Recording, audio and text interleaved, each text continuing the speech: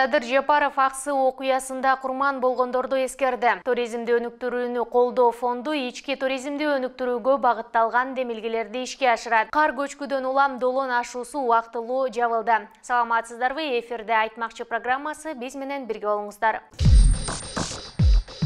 Президент Садыр Жапаров бүгүн 17 мартта аксы окуясынын 20 жылдыгына байланыштуу кыргызстандыктарга кайрылуу жолдоду. Мамлекет башчысы 2002 жылдагы аксы окуясы Кыргызстандын эгемен мезгилиндеги тарыхында орчундуу орунду ээлеген. Мамлекет башчы 2002 жылдагы аксы окуясы Кыргызстандын эгемен мезгилиндеги тарыхында орчундуу орунду ээлеген. Коомдук аң сезимдин багытын белгилүү нукка борган окуялардын бири экенине токтолгон. Президент Садыр Жапаров бүгүн 17 мартта 2002 жылдагы аксы окуясында курман болгондорду эскерди деп билдирген президенттин маалымат кызматы. Мамлекет башчысы Бишкек шаарынын Борбордук Ала Тоо аянтындагы 2002 жылы аксы окуясында жана 2010 жылы апрель окуясында элдин эркиндиги үчүн курман болгондордун элесине арналган монументке гүл койгон. Ошондой эле министрлер кабинетинин жана президенттин администрациясынын жетекчилери Бишкек шаарынын мэри Эмиль Абдыкадыров монументтин алдына гүл коюшкан.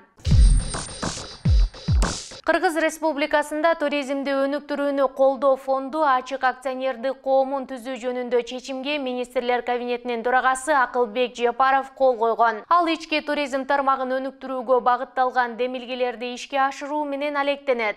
Бул тууралуу министрлер кабинетинин маалымат кызматынан билдиришти. Уставдык капиталында 1 миллиард сомду түзгөн Кыргыз Республикасында туризмди өнүктүрүүнү колдоо фонду ачык акционердик коомун түзүү жөнүндө чечим Кыргыз Республикасынын президентинин Кыргыз Республикасында туризмди өнүктүрүүнү колдоо жөнүндө жарлыгын аткаруу максатында кабыл алынган. Мындан тышкары фонддун иш-чаралары региондордо туристтерди кабыл алуу үчүн инфраструктуранын абалын жакшыртууга, өлкөнүн алыскы аймактарында кошумча жумуш орундарын түзүүгө, калктын социалдык жактан аярлуу катмарларын, тактап айтканда аялдарды окутуу программаларын жана мастер-класстарды өткөрүү, ошондой эле туристтик жайлардын базасында иш менен камсыз кылууну жогорулатуу аркылуу колдоого, калктын билим деңгээлин жана туризм тармагында көрсөтүлүүчү кызматтардын сапатын жогорулатууга, турлардын географиясын кеңейтүү жана алда канча жагымдуу жана атаандаштыкка жөндөмдүү туристтик